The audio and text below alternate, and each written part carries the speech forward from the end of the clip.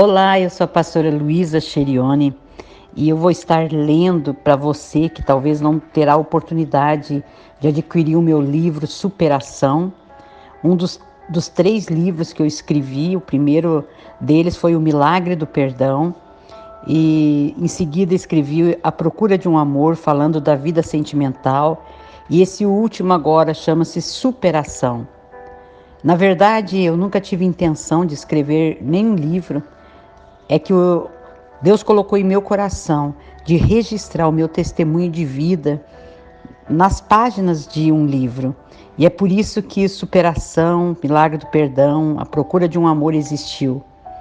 E eu quero estar lendo para você cada página desse livro, esperando que Deus traga ele a revelação que você precisa e traga nele a esperança, a paz no seu coração, assim como ele fez por mim. Eu acredito sim que ele é poderoso para fazer por você também.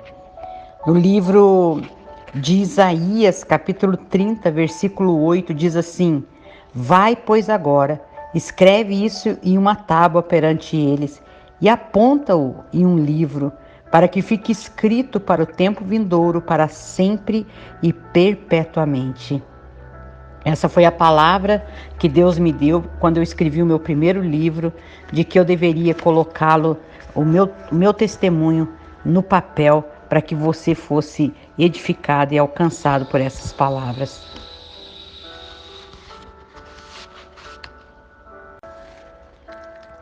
Agradecimentos, porque dele, por ele, para ele são todas as coisas. Glória, pois, a ele eternamente. Amém. Romanos 11:36. Jesus, meu amado Senhor, que me amou primeiro e me resgatou das profundezas do abismo, perdoou os meus pecados e reescreveu a minha história. Nele tenho encontrado a verdadeira paz, vida, cura, esperança e um bom futuro, como ele já me prometera no livro de Jeremias 29:11. Eu posso ficar sem tudo e todos, jamais sem ele, Jesus. Ele é o meu bem maior, meu Salvador, portanto dedico a ele toda a escrita desse livro. Ao meu querido Espírito Santo, meu Consolador e Conselheiro, que me cura de todas as dores e intercede por mim com gemidos inexprimíveis. Wagner Botelho Cherioni, meu esposo, companheiro em todo tempo, com sua simplicidade e elegância, servo de Deus, pastor, apaixonado e submisso à sua vontade, juntos até que a morte nos separe. Andressa, nossa primogênita, uma filha carinhosa, dedicada aos pais, que traz tamanha alegria com seu amor pela casa de Deus, a sua excelência no servir da igreja e seu carinho pela obra do Pai. Priscila, nossa caçula, nos enche de orgulho e expectativas. O seu conhecimento da palavra nos impressiona. Sua paixão por Jesus e dedicação ao ministério dos jovens nos levam à conclusão de que ela é uma raridade em sua geração. João, nosso genro, esposo da Andressa, não tivemos filho homem, mas Deus nos deu ele. É um empreendedor de sucesso e investidor na casa de Deus, uma verdadeira bênção em nossas vidas. Meu querido pastor André Carvalho, Deus não une pessoas, une propósitos. Deus o colocou em nossas vidas como um pai, embora mais jovem que nós, um profeta que com suas palavras revestidas de autoridade divina nos ajuda a prosseguir no chamado pastoral.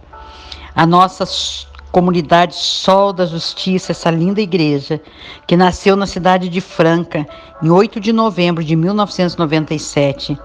Pela graça e misericórdia do Senhor, chegamos até aqui. Malaquias 4:2. Somos sol, vamos brilhar na escuridão. E que o Senhor faça desse livro um canal de salvação, vida, cura e libertação. Que todas as prisões interiores se abram em sua vida e você experimentará o melhor de Deus. As coisas que o olho não viu e o ouvido não ouviu e não subiram ao coração do homem são as que Deus preparou para aqueles que o amam. 1 Coríntios 2:9. Capítulo 1, o início. A minha história, com certeza, não é a pior de todas. Contudo, não é a melhor. Meu objetivo em escrevê-la é te fazer acreditar que o seu passado não determina o seu futuro.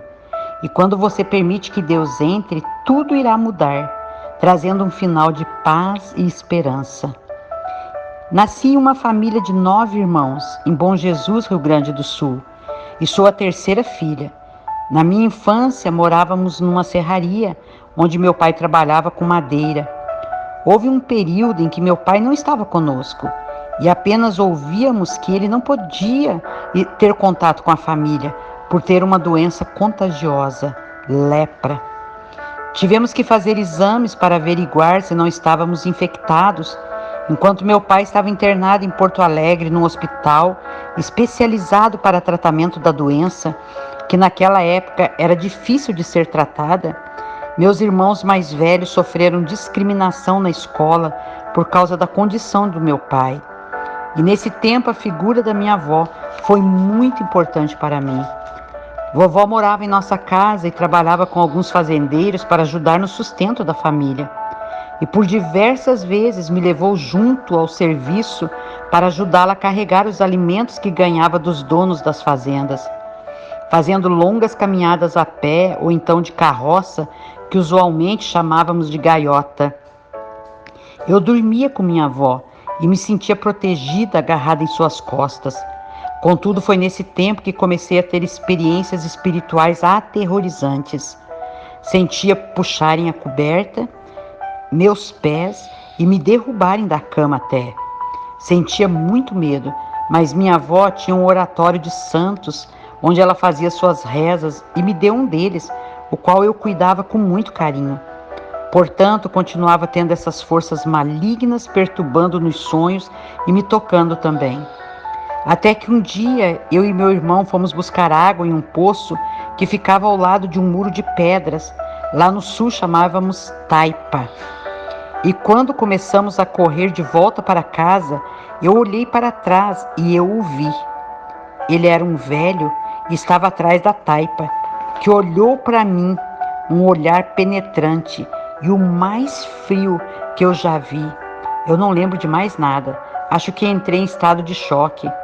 Segundo minha avó, ele ficou arranhando a parede da casa, tentando entrar, enquanto ela rezava comigo. Não entendi o que houve, pois não lembro de mais nada além daquela visão. Depois de um tempo, mudamos desse lugar para o Governador, um lugar onde moravam alguns parentes do meu pai. Mas foi nesse lugar que vivi os piores dias, pois nós morávamos numa casa na roça e lá aumentaram esses momentos sobrenaturais. Ouvia jogadas de pedras em cima da casa, passos à noite. Meus pais trabalhavam na lavoura e escutavam na madrugada alguém capinando e gritavam o nosso nome. Apareciam bolas de fogo que diziam ser o boitatá e também tinham as histórias do lobisomem em noites de lua cheia. Acontece que foram sendo frequentes esses surgimentos estranhos. Ali muitas coisas ruins aconteceram. E uma delas foi a morte de meu irmãozinho de 2 aninhos. Certa noite ele acordou chorando. Enquanto fazíamos a mamadeira dele, ele me olhava fixamente. Era um olhar diferente, penetrante. Alguns minutos depois, lá estava ele, morto, nos ombros da minha mãe. Até hoje não entendemos o ocorrido. Minha avó já tinha se convertido, batizado e renunciado toda a idolatria, mas sofreu uma queda e ficou muito doente, vindo a falecer.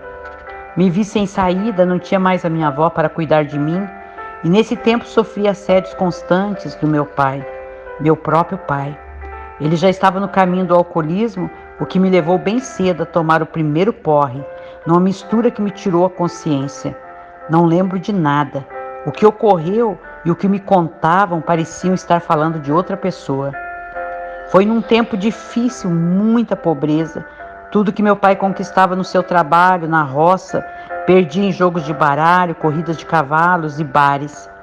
Mudamos depois de anos desse lugar e aliviou as manifestações malignas, mas piorou nossa condição de vida. Vivíamos em extrema necessidade e eu tinha que ajudar com os irmãos pequenos, inclusive trabalhar na roça. Por esses anos, um missionário ia à nossa casa fazer cultos. Eu não entendia nada, mas me sentia bem quando o ambiente mudava durante suas orações e ministrações. Ali estava começando uma grande obra de salvação, tanto na vida de meus pais, que vieram a se converter anos depois, quanto em minha vida, que, embora não tenha sido uma influência direta, foi uma semente plantada no meu coração. Durante esses meses, sofri abusos constantes do meu pai e então, em lágrimas, contei para minha mãe. Ela conversou com ele, que obviamente negou tudo e recusou a minha presença em sua casa. Aliás, caso eu insistisse, morreria. Minha mãe falou com minha tia, que para ajudar me levou para a cidade de Bom Jesus, arrumando uma casa de família para eu trabalhar pela comida e pela moradia. Eu tive muitas dificuldades, pois não conhecia fogão a gás e ela me ensinou como ligá-lo. Mas quando tive de fazer a comida pela primeira vez, liguei todos os botões e acendi apenas um, quase matando todo mundo. A televisão me fascinava. Ficava olhando atrás do aparelho, tentando ver onde aquelas pessoas que apareciam na tela entravam. Trabalhava de dia e estudava à noite. Eu comecei uma trajetória de casa em casa, tendo que trabalhar bastante, embora muito criança, por volta de 10 anos ou um pouco mais. Eu lembro-me de um hotel que eu trabalhava depois da escola, chegava da aula por volta das 23 horas e tinha que lavar todas as louças até 1 ou 2 horas da manhã. Ainda assim, levantava-me às 5 horas para ajudar a preparar o café dos hóspedes. Por ser muito frio e meu único calçado ser o chinelo de dedo, tive muitos problemas com meus pés que tinham rachaduras imensas, dificultando meu trabalho por sentir muita dor. Apesar de toda a dificuldade, a dor maior era dentro de mim. Sentia falta de minha mãe e de meus irmãos, mas tinha que sobreviver. Capítulo 2. A tentativa de um recomeço. Depois de um tempo, houve uma chamada na prefeitura para dar aula em municípios vizinhos. Eu me inscrevi, fiz uma prova, passei e fui chamada para lecionar em uma escola próxima. Eu fui sem conhecer ninguém. Eu já estava perdida dentro de mim mesma e nem tinha noção da tamanha responsabilidade de ser uma educadora. Eu fazia por fazer. Comecei a me envolver com pessoas que estavam até piores do que eu. E nesse tempo foi aumentando minha condição de visitar lugares que não acrescentavam nada para mim. Fui muito aproveitada em minha imaturidade e usada por amigos enquanto eu achava que eu os usava. Havia uma crise existencial profunda, um vazio enorme, falta de sentido de vida, sentia vontade de morrer e muitas vezes olhava para o céu pensando em Deus. Será que ele existia mesmo? E se ele existia, devia estar muito ocupado para se importar comigo. Imaginava um velhinho, cabelos e barbas brancas, muito bravo e pronto para me punir em tudo que eu fizesse de errado. Complexo de inferioridade, frutos de um histórico de rejeição, faziam que eu acreditasse que era feia. Embora não me encaixasse no padrão de beleza, certamente não era a mais feia de todas. Eu odiava espelhos, porque ali estava a minha imagem, e não gostava de mim. Eu ia às missas, não acreditava em nada e achava cansativo. Muitas vezes tinha vontade de rir de tamanha formalidade no ambiente. A minha alma estava em trevas. Eu procurava esquecer minha família e o passado. Eu fui sendo atormentada por um sentimento de que alguém me seguia. Ficava me olhando e passei dificuldades para dormir. Por anos eu tive uma ansiedade incontrolável na área sentimental. Nenhum relacionamento dava certo, era um desencontro. Quando gostavam de mim, eu feria, magoava e por não me amar, atraía a rejeição daqueles de quem eu gostava. Eu vivia imersa num mundo de faz de conta. Fantasias em minha mente eram o meu conforto. Afinal, a realidade era muito difícil de enfrentar. Hoje eu compreendo que quando uma pessoa, principalmente criança, sofre abuso sexual, sua mente, vontade e emoções são tremendamente prejudicadas. Elas podem se tornar negativas, desconfiadas, medrosas, críticas, julgadoras e inconstantes. Eu tentava entender tudo, mantendo todos sob controle. Ficava refém da vergonha e não falava sobre esse assunto com ninguém. Sentia vergonha da situação e de mim mesma. Não atribuo aos meus pais as práticas pecaminosas da minha vida, até porque influência não é obrigação. Eu me tornei escrava do pecado e somente conhecendo a verdade poderia ser liberta. A cruz tem o poder de nos transformar. Menos se transforme mais, negativo em positivo.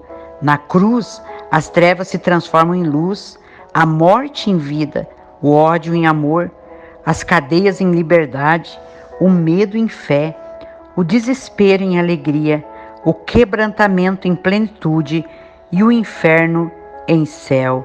Reinhard Bonnke.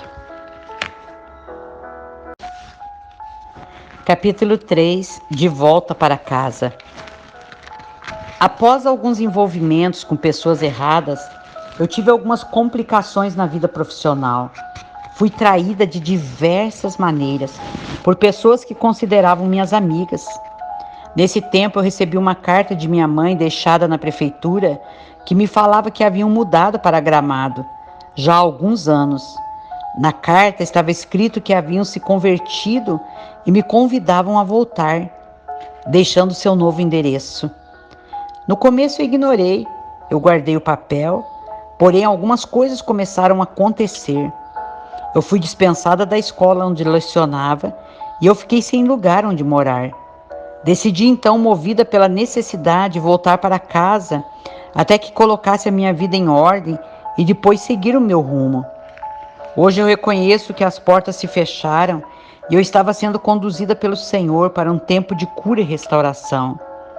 Eu cheguei em casa e meus pais não estavam, apenas alguns dos meus irmãos. Eles estavam crescidos e para eles eu era uma estranha.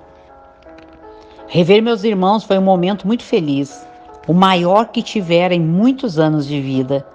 Meus pais chegaram mais tarde e quando eu vi a minha mãe fiquei emocionada.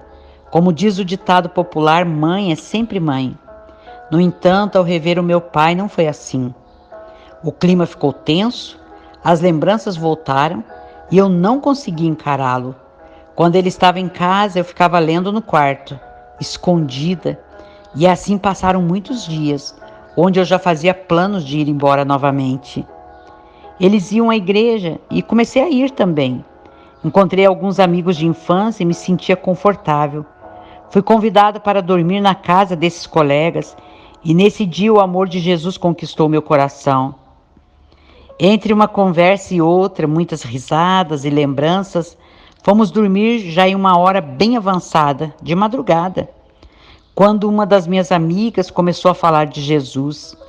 A palavra foi queimando como fogo dentro de mim. Ela então orou e eu chorei muito. Assim que dormimos, acordei com uma espécie de alívio, uma paz e uma alegria, uma presença que fiquei com medo de perder. Assim decidi largar a vida errada e me reconciliar com Deus, como filho pródigo voltando para o Pai depois de muito sofrer. Enfrentei uma oposição maligna e não conseguia dormir. Isso foi durante 3 meses. Enquanto isso, aproveitava para ler e orar. O relacionamento com meu pai melhorou. Já conversávamos, íamos juntos na igreja, frequentamos a Assembleia de Deus Várzea Grande em Gramado, onde também recebi muita ajuda do pastor Delcio Stein, principalmente da sua esposa Neiva, que teve muita paciência e carinho comigo, mesmo desconhecendo a minha história de vida. Construí muitas amizades que me fortaleceram nesse tempo e que permanecem até hoje. Carme, filha do pastor e seminarista na época, pessoa que admirava e desejava um dia estar num lugar onde aprendesse mais sobre Deus e a sua palavra. A família Dias, irmã Áurea, profeta do Senhor, que me consolava, exortava e edificava com seu dom. Já foi recebida pelo Senhor, a quem tanto amava, assim como a pastora Carmen. Amigos que tem até hoje, principalmente o Levi, Elise e sua família. Os anos e a distância não conseguiram nos separar. Deus cuidou de mim através dessas pessoas. Porém, Ainda sentia muita opressão e pressão também, até que decidi largar tudo e voltar para trás. Entretanto, a igreja ia para um congresso em Lages, Santa Catarina, e minha amiga me convidou e insistiu para que eu fosse. Eu dei todas as desculpas possíveis, porém ela refutou todas e acabei indo. Foi uma luta, achei tudo muito estranho. As pessoas gritavam muito, choravam e eu não gostei. Não gostei mesmo. Queria voltar para casa, mas estava em outro estado e eu não tinha dinheiro para voltar sozinha. Foi então que resolvi não entrar na igreja, ficando numa praça em frente. No meio desse conflito todo, lembro-me que escrevi uma carta para Jesus. Eu não sabia orar, falava das minhas dores, pedia ajuda, mudança, contava tudo para ele. Inclusive pedia nessa carta que se tudo aquilo fosse verdade na igreja, para ele deixar eu experimentar. Capítulo 4. O encontro. Meus ouvidos já tinham ouvido a teu respeito, mas agora os meus olhos te viram. Jó 42, 5. Eu fiquei durante todos os cultos sentada na praça. Mais tarde voltamos para uma escola onde ficávamos em uma das salas.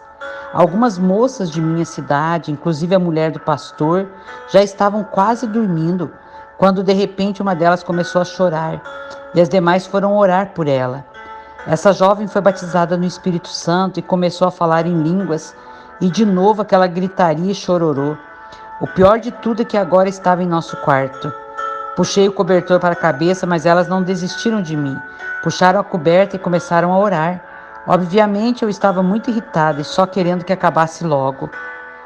Em um dado momento, uma delas foi tomada em profecia, o que eu nunca tinha visto, e falou o seguinte: eu sou Jesus. Pensei, estão me achando com cara de idiota. Como assim que ela acha que é Jesus? Povo maluco. Mas nessa palavra dizia que faria algo diferente em mim, que todos veriam e que eu deveria testemunhar. Não entendi absolutamente nada, mas senti vontade de chorar como naquela noite com minha amiga. Era um choro de dor, de tristeza, de arrependimento dos meus pecados, uma mistura de sensações. No outro dia vieram me explicar sobre profecias e que eu deveria entrar na igreja porque algo aconteceria comigo. Eu aceitei e entrei no domingo no culto da manhã. E o pastor começou sua palavra dizendo que sentiu de não pregar, pois o Espírito Santo iria dirigir a reunião. Então nos convidou para ajoelhar e orar, costume daquela igreja. Eu obedeci, juntamente com as moças de minha igreja, oramos ali de joelhos. Eu novamente só chorava. Não falava nada, apenas muitas lágrimas. E depois de muito tempo, o pastor nos convidou a abraçar alguém e falar: eu te amo. Abracei uma irmã e fui falar, quando sem perceber falei em uma língua que nunca tinha aprendido. Uma alegria sobrenatural invadiu meu ser, uma presença santa e magnífica estava ali. Um amor que eu nunca senti de ninguém, o olhar mais doce e puro. Jesus, Ele estava ali. Tudo era tão pequeno diante da sua grandeza. Eu me sentia única e especial. Em algum momento, alguém chegou em mim e disse que eu precisaria dar o meu testemunho. Eu fui andando naquela igreja com aproximadamente 3.000 pessoas e subi no altar. O pregador percebeu que algo tinha acontecido, me entregou o microfone e eu comecei a falar. Para ser sincera, não lembro muito bem o que disse, pois falava mais em línguas do que em português, mas a igreja ficou impactada. E pasme, eu nunca havia falado em público, a não ser nas reuniões de pais e mães na escola.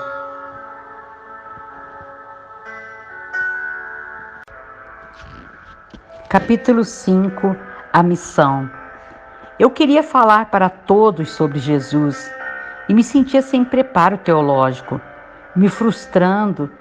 Comecei a sentir o desejo de fazer algum curso que me ajudasse a pregar o Evangelho, pois já testemunhava para os colegas de trabalho, amigos, parentes e qualquer que cruzasse meu caminho. Nesse inteirinho encontrei um rapaz que era missionário, que começou a falar de uma missão chamada Jocum, Jovens com uma Missão, e de uma escola que tinha feito que se chamava de ETED, Escola de Treinamento e Discipulado. Era tudo o que eu desejava. Conversei com o pastor que apoiou a possibilidade para que eu fizesse um curso naquela missão. Conversei com meus pais, pedi contas em meu serviço e enfrentei tudo, inclusive a incompreensão de pessoas que criticavam e deixaram o emprego para viver pela fé. Eu tinha convicção de que Deus estava me chamando para o ministério e minha resposta era: Senhor, eis-me aqui, envia-me a mim. Eu cheguei a Jocum, em Gravataí, Rio Grande do Sul, em 1984 e fui impactada pelo estilo de vida das pessoas que ali estavam. Me senti inadequada, achava os santos perfeitos e eu pecadora. Mas ali foi um lugar de encontro, onde Deus marcou o meu caráter, mudou minha identidade, assim como Jacó que se tornou Israel. Aprendi disciplinas como horários, ouvir a voz de Deus, princípios de meditação e intercessão, evangelismo e adoração espontânea. Foi um período maravilhoso em minha vida. Crescia no conhecimento e intimidade com Deus e fiz amizades que tenho até hoje. Tínhamos um grupo que reunia para orar nas folgas. Certa vez falei com o grupo que me sentia impura no meio de gente limpa. E claro, Satanás, aproveitando disso, estava agindo para que eu desistisse e voltasse para a minha vida mundana. Oraram por mim e a pessoa que orou disse: Senhor, revela-te a Lu, como era chamada carinhosamente. Fala com ela na palavra, visões, sonhos, da maneira que o Senhor quiser. Mas, Senhor, fala. Eu fui renovada em fé e forças, até que uma noite tive um sonho, daqueles que parecem uma visão. Sonhei que eu estava no culto, na missão, e ficava na porta. Acredito que recebendo as pessoas, e elas estavam de costas para mim, recebendo da palavra que era ministrada por uma mulher. Repentinamente, ela apontou para mim e todos me olharam. Eu prestei atenção, pois falavam da minha pessoa. Quando percebi, aquelas que me fitavam eram gente com dependência química, viciados em drogas, álcool, uma galera diferenciada, bem diferente dos jovens do meu convívio religioso. Todos olhavam fixamente para mim e no mesmo sonho eu estava vestida de noiva. Algumas amigas diziam: não sabia que você ia se casar. Quem é o noivo? E eu falava: gente, é Jesus, ele é o meu noivo. Compartilhei com meus líderes e eles disseram que meu chamado seria para pessoas com dependência química, por estar vestida de noiva. Deus estava me mostrando que eu me encontrava preparada, santificada, purificada. Eu não me sentia assim, mas Ele me via assim. Capítulo 6. A cura. Determinado dia, tivemos uma aula com o diretor da nossa missão, Paulo Serrinha, que escondido chamávamos de Serrote, pois ele era durão. O tema foi Paredes do Meu Coração, onde no final fizemos um círculo e cada um falou de situações que trouxeram dores, amarguras, traumas e medos. Ele explicou que através da confissão e da oração seríamos curados. Portanto, confessem os seus pecados uns aos outros e orem uns pelos outros para serem curados. A oração de um justo é poderosa e eficaz. Tiago 5,16. No meu conceito estava tudo certo. Aceitei Jesus, fui perdoada, liberta, batizada, estava na missão, já conversava com meu pai. Enquanto não chegou a minha vez, toda a minha vida foi passando como um filme em minha mente. Infância, abusos, espancamentos, humilhações, uma dor profunda. Comecei a chorar, tentava falar e não conseguia. Estava paralisada, imersa em um turbilhão de memórias. Travava ali uma guerra entre a luz e as trevas, amor e ódio. Com muita ajuda do diretor e do grupo, consegui liberar perdão ao meu pai. Perdi-me em relação ao tempo de duração dessa ministração e o que impressionou a todos foi que Serrinha, o Serrote, chorou como uma criança diante daquele momento. Eu perdoei e através desse perdão fui liberta, curada, cadeias foram abertas, um bálsamo celestial foi derramado em minha alma e fiquei num estado de êxtase. Senti a alegria do coração de Deus pela minha escolha. Fui orientada pela liderança a falar para o meu pai que o perdoava e ao mesmo tempo pedir perdão pelo sentimento de amargura que eu desenvolvi por tantos anos. Marquei um domingo para ir à minha casa e, por segurança, levei uma amiga que admirava muito e me ajudaria no processo. Eu não sabia que ela estava orientada a nos deixar sozinhos. Se soubesse, talvez não teria ido. E foi o que ela fez. Saiu para dar uma volta na minha linda cidade Gramado e não voltou. Como já chegava a hora do retorno para a base da missão, eu tive que falar com ele, sozinha. E então comecei com medo. Eu me lembro das exatas palavras onde eu disse: Pai, eu queria falar para o Senhor que te perdoo pelo que fez comigo e te peço perdão por ter sentido tanto ódio. Ele não disse nada, apenas lágrimas correram dos seus olhos, sendo que disfarçou abaixando a cabeça. Feito, Deus trabalhou minha dor, me curou. Nosso relacionamento agora era de respeito e ele tinha orgulho de ter uma filha missionária. Depois de um tempo, Deus me tirou da missão e voltei para casa. Trabalhei com minha igreja no evangelismo e liderança dos jovens. Nosso relacionamento já não era tenso e frio. Íamos juntos à igreja, conversávamos muito e nossa relação era pai e filha. Deus restaurou com o perdão o nosso relacionamento. Quando permitimos raízes de amargura em nosso coração, somos entregues a atormentadores que geram toda espécie de contaminações em nós. E somente através da decisão de perdoar é que seremos libertos e encontraremos paz. O perdão não é um sentimento, é uma escolha. Uma raiz de amargura é definida como parte invisível de uma planta destrutiva que produz um fruto venenoso. Em certas situações, são plantadas no fundo da nossa mente. São emoções negativas como a rejeição, o ressentimento, a mágoa. E se não as rejeitarmos, elas crescerão e passarão a afetar nossa motivação, nossos pensamentos e relacionamentos. Então Pedro, aproximando-se dele, disse: Senhor, até quantas vezes devo perdoar meu irmão? Até 7? Jesus respondeu: não te digo que até 7, mas até 70 vezes 7.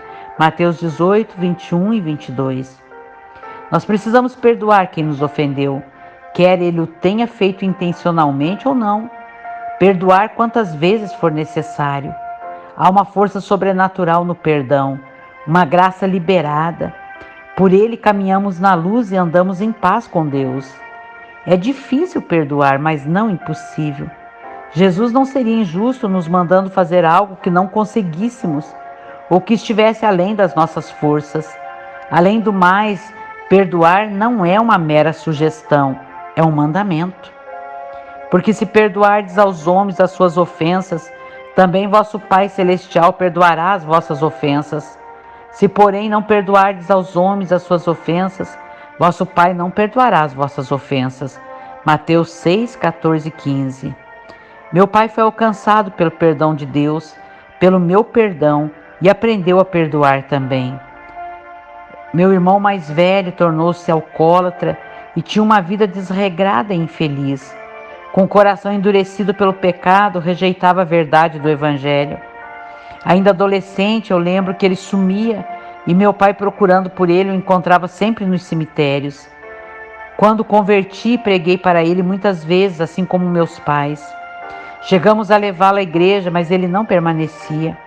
Certo dia, com 31 anos de idade, casado e com 2 filhinhos pequenos, envolveu-se em uma discussão dentro da sua casa, um bar que ele tinha, levando um tiro de seu amigo na barriga. E ali começou um processo de sofrimento para toda a família. Foi levado ao hospital e seu estado era grave. Fiquei com ele algumas vezes como acompanhante e naquele lugar ele fez a escolha mais acertada de toda a sua vida. Aceitou a Jesus, confessando como seu Senhor e Salvador.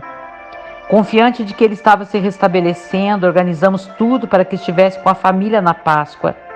Mas infelizmente, depois de 35 dias internado, meu irmão teve complicações, sendo submetido a uma nova cirurgia, onde não resistiu. Ficamos em estado de choque. Era como se um pedaço de nós estivesse naquele caixão. E meu pai, mesmo sendo cristão, foi dominado por um sentimento de ódio e vingança. Um pensamento maligno o atormentava: matar o assassino do seu filho. Não falou com ninguém, não pediu ajuda e, num gesto desesperador, comprou um revólver, onde aguardava a ocasião para cometer o crime. O Senhor, em sua infinita misericórdia, concedeu a oportunidade para que numa noite conversássemos sobre o acontecido e, movida pelo Espírito Santo, comecei a falar sobre perdão, que assim como Deus nos perdoou em Cristo, devíamos perdoar aquele que nos causou tanto mal. No início parecia que falava um muro de concreto, mas a palavra do Senhor é como um martelo que esmiuça a penha. Não é a minha palavra como fogo e um martelo que esmiuça a penha, Jeremias 23:2. Num determinado momento, ele nos revelou suas intenções. Continuei insistindo sobre abrir o coração e ele se quebrantou e decidiu perdoar a pessoa que tirou a vida do seu filho, meu irmão.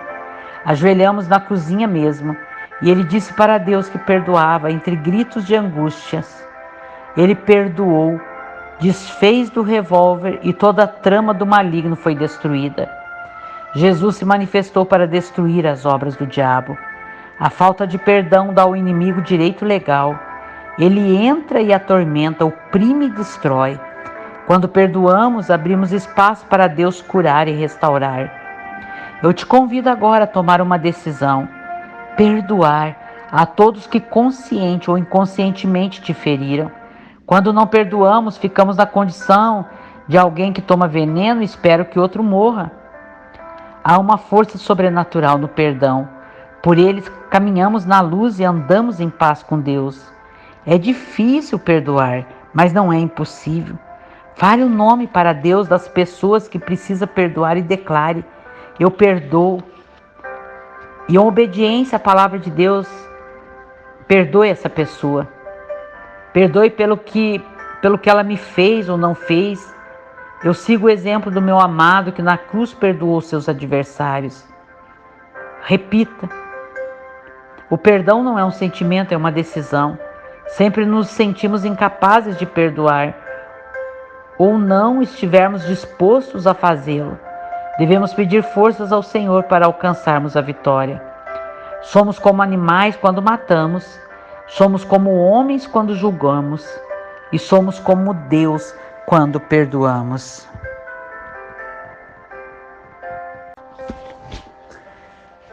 Capítulo 7. Nos braços do Pai.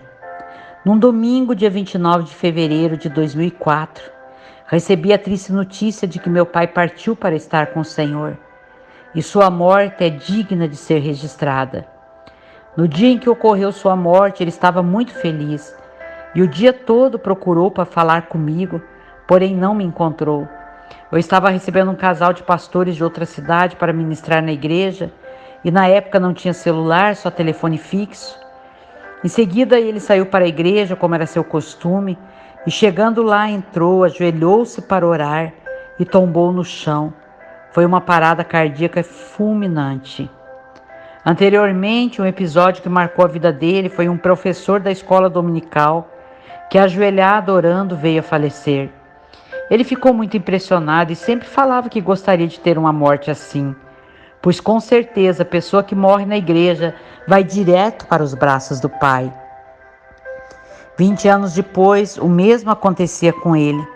No instante em que ele caiu no chão, uma senhora na igreja teve uma visão espiritual, onde ela viu 2 anjos com roupas brancas resplandecentes, tomando em seus braços o corpo de meu pai subindo ao céu.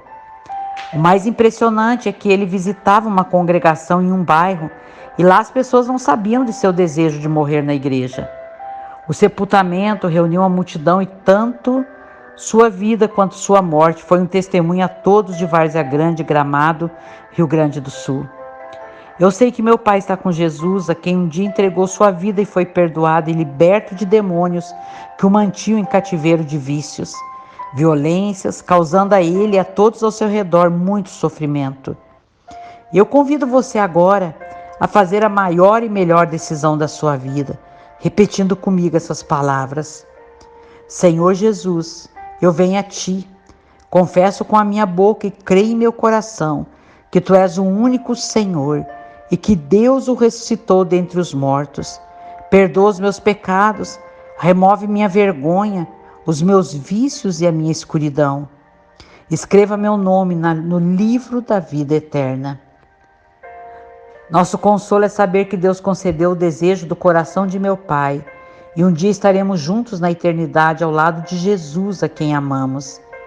E quando esse corpo corruptível se revestir da incorruptibilidade e o que é mortal se revestir da imortalidade, então se cumprirá a palavra escrita: tragada foi a morte pela vitória.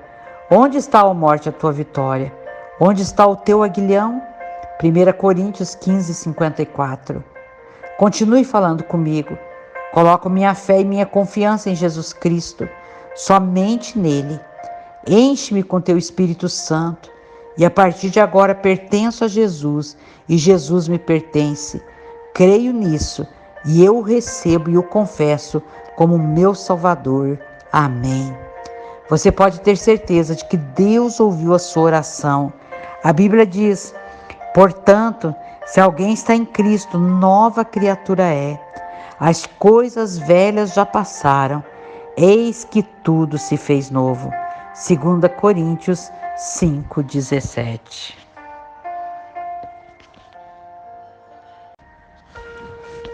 Capítulo 8. Começo de uma nova vida. Comecei a trabalhar com dependentes químicos, levando-os para algumas casas de recuperação. Foi quando conheci o Molive, centro de treinamento para dependência química em Maringá, Paraná. Levei um rapaz para internar nesse lugar e fiquei um mês naquela cidade. Durante esse tempo, conheci um rapaz de Franca, São Paulo, que me falou sobre um projeto de uma casa de recuperação na sua cidade e me convidou para vir conhecer. Eu já tinha um compromisso com o Molive e já havia me programado para voltar a Gramado na intenção de despedir da igreja, amigos e família. As pessoas podem fazer seus planos, porém é o Senhor Deus quem dá a última palavra. Provérbios 16:1. Recebi uma carta do rapaz que conheci em Maringá, onde me convidava para vir a Franca, com todas as despesas pagas, no intuito de conhecer o trabalho que estava iniciando, o DC9, Desafio Cristão Nova Vida. Deixei bem claro que seria um trabalho temporário, pois já havia aceitado a proposta em Maringá. Mas Deus tem seus caminhos perfeitos e pensa mais alto do que nós. Fiquei muito impactada com o carinho e a recepção das pessoas em Franca. A igreja estava começando e as pessoas eram verdadeiras e amorosas. Estive junto com esse ministério por aproximadamente um mês. E nos últimos dias de permanência tive um sonho em que me mostrava sobre uma chave que Deus me dava nessa cidade, Franca. Lembro-me como se fosse hoje as palavras que ouvi: teu caminho será de muitas dores e espinhos. Entendi que Deus me chamava para vir para o interior, aqui de São Paulo, Franca. Mas e agora? O que fazer diante do pastor de Maringá, que tinha preparado tudo para me receber? Enfrentei tudo isso e em 1986 eu chegava a Franca para uma vida de muitas dificuldades e alegrias também. Assim que cheguei, fui convidada para ministrar na Igreja Presbiteriana Filadélfia, em uma reunião dos jovens. Falei sobre as raposinhas no livro de Cantares e no final muitas pessoas vieram me cumprimentar. Mal sabia que entre esses jovens estava o amor da minha vida. Entre eles um rapaz alto, magro, de bigode. Não era muito bonito de aparência, mas tinha um charme único. Achei ele legal e não foi nada de conto de fada e amor à primeira vista. Encontrei ele depois disso poucas vezes, em ocasiões distintas, pois estávamos em igrejas e convívios diferentes. Eu tinha o sonho de me casar e constituir família, pois eu me sentia solitária, carente, longe da família. Morava na casa de irmãos da igreja, que me receberam como filha. Inclusive, sou muito grata a tudo isso. Capítulo 9, uma história de amor. Depois de 5 anos na capital do calçado, um dia estava na livraria evangélica onde eu trabalhava e o Wagner, o moço do bigode, chegou para fazer um convite, realizar uma palestra em uma escola. Foi a primeira escola entre muitas que trabalhamos. Como ele era um músico, utilizamos de som e testemunhos para a prevenção de drogas. Fomos nos aproximando e o interesse do início foi transformando em amor. Comecei a orar por ele, como toda gaúcha corajosa, declarei meus sentimentos. Se eu não falasse, poderia perder a maior oportunidade da minha vida. Não foi uma surpresa para mim, ele não estava preparado. O que ele não queria era assumir um compromisso comigo, mas deu uma desculpa muito boa. Foi um período difícil, isso me fez sofrer muito, pois ele era muito difícil de conquistar e a concorrência era grande. Após muitos desencontros e orações, no dia 12 de junho de 1991, Dia dos Namorados, estávamos numa escola no centro da cidade quando ele chegou, dizendo que precisava falar comigo. Como qualquer garota apaixonada e complexada, já imaginei o grande fora que iria levar, mas para o meu espanto, ele me pediu em namoro. Claro, aceitei imediatamente, nem pensei 2 vezes. Depois de meses de oração e sofrência, consegui conquistar o homem que estou casada há mais de 29 anos. O Senhor restaurou a minha sorte, curou minhas feridas e me fez conhecer a felicidade plena ao lado do homem que amo. Fiquei grávida de nossa primeira filhinha, que nos encheu de grande alegria e expectativas. No dia 22 de setembro de 1994, a Andressa nascia, uma criança linda, com um diferencial que nos deixou apreensivos no início por ser algo desconhecido para nós. Até então, eu nunca tinha visto ninguém com lábios leporinos. A médica conversou conosco e nos encaminhou para Bauru, onde 18 dias após o parto, estávamos no Centrinho, um lugar de referência nacional no tratamento. Crescemos muito nesse tempo e vimos diversos milagres nos alcançando, financeiros, emocionais e tantos outros. O primeiro desses foi ela ser escolhida para o Projeto Flórida, onde as cirurgias seriam antecipadas e as crianças teriam um cuidado mais intensivo, pois se tratava de pesquisas. No começo,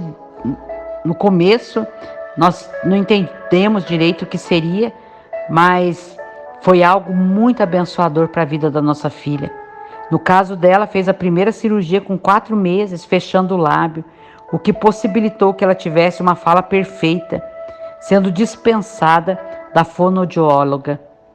Vieram outras cirurgias e em todo o tempo o Senhor esteve conosco. Nossa filha crescia no cuidado e na casa do Senhor, e hoje é uma mulher casada, linda, um verdadeiro presente em nossas vidas, família e igreja. O choro pode durar uma noite, mas a alegria vem pela manhã. Salmos 35. Capítulo 10. Nascimento do nosso Ministério Sol da Justiça. Éramos membros ativos em nossa igreja. Fomos convidados para sermos missionários em uma cidade próxima de Franca, Ibiraci, Minas Gerais. Um trabalho que envolvia crianças e evangelismo. 2 vezes por semana íamos para aquela cidade, com muitas limitações, mas aprendemos a amar aquelas crianças e as suas famílias. Depois de 1 ano, a igreja decidiu trazer um missionário de um outro estado para assumir o trabalho em tempo integral. Inclusive, ele moraria na cidade, o que na época era difícil para nós essa possibilidade. Eu fiquei muito triste, mas eu tinha esperança de que Deus mudasse a situação e o coração da liderança para nos permitir continuar naquele trabalho, que não aconteceu. Nesse tempo, eu recebi algumas palavras do Senhor e direção para começar em minha casa uma reunião aos sábados, pois às segundas já orávamos na casa de minha sogra com algumas vizinhas. Começamos as reuniões com a vizinhança e as pessoas começaram a chegar. Sinais precediam a pregação da palavra e em pouco tempo a casa estava cheia. Eu comecei a buscar apoio de algumas igrejas que assumissem a nós e as pessoas que lotavam nossa casa. Não conseguimos. Nenhuma daquelas a quem procurei entendeu, acreditou ou quis envolver com o nosso propósito. Eu chorava, orava e não sabia o que fazer. Até questionava se tinha tomado a decisão certa. E num desses dias de grandes conflitos pessoais e frustrações, na casa de minha sogra, em meio às orações, Deus abriu os meus olhos espirituais. Eu vi uma enorme espada cor prata em um brilho intenso. No seu cabo havia diversas pedras de cores variadas. Ela atravessava a sala onde estávamos e ouvi uma voz que dizia: não temais, a peleja não é vossa, mas é minha. Eu pelejarei por vocês. Eu fiquei sem forças por um tempo diante daquela visão. Levantei-me daquele lugar com uma força sobrenatural e descansei naquelas palavras. Continuamos reunindo, onde o Wagner dirigia o louvor e eu pregava e orava pelas pessoas. Elas queriam ficar conosco e isso nos preocupava, pois não servíamos ceia, não fazíamos batismo, não éramos pastores. Consequentemente, decidimos alugar um lugar maior e no dia 8 de novembro de 1997, nascia a comunidade Sol da Justiça, nome que escolhemos em Malaquias. Mas para vós, os que temeis o meu nome, nascerá o Sol da Justiça e cura trará nas suas asas. Malaquias 4:2. Alguns pastores conhecidos e amigos nos ordenaram o ministério pastoral na festa de inauguração da igreja. Ebenezer, até aqui nos ajudou o Senhor. São muitas dores no ministério, muitos espinhos, muitas alegrias e recompensas no Senhor. Hoje entendo que tudo que vivi em meu passado me qualificou para ajudar pessoas que passam por coisas semelhantes, a olharem para a sua dor de um ponto de vista diferente, a perdoarem aqueles que de alguma forma lhe fizeram mal e acreditarem que Deus pode transformar qualquer pessoa e situação. Essa é uma história de superação, a minha história, mas acredito que assim como eu, você pode vencer tudo. Basta você entregar a sua vida a Jesus. Entrega o teu caminho ao Senhor, confia nele, o resto ele fará. Salmo 37:5. O mundo só será transformado se nós formos transformados. A vontade de mudar gera habilidade para mudar. Milhões desejam mudar sem mudarem a si mesmos.